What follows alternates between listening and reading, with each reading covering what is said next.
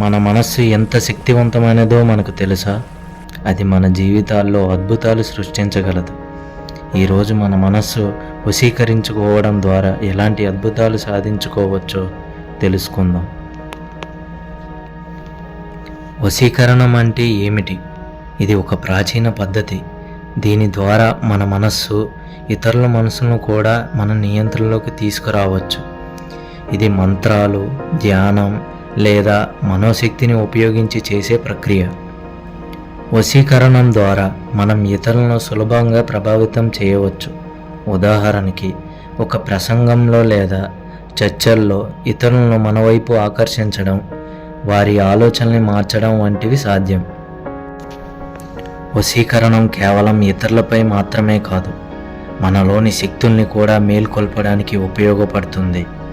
మన లక్ష్యాల్ని సాధించడానికి, మనస్సును ఏకాగ్రతగా ఉండడానికి ఇది ఒక శక్తివంతమైన సాధనం.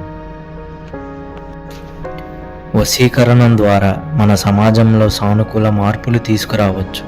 ఇతరుల మనసును అర్థం చేసుకోవడం, వారికి సహాయపడటం వంటివి సాధ్యం. ఇది ఒక ఆధ్యాత్మిక ప్రక్రియ.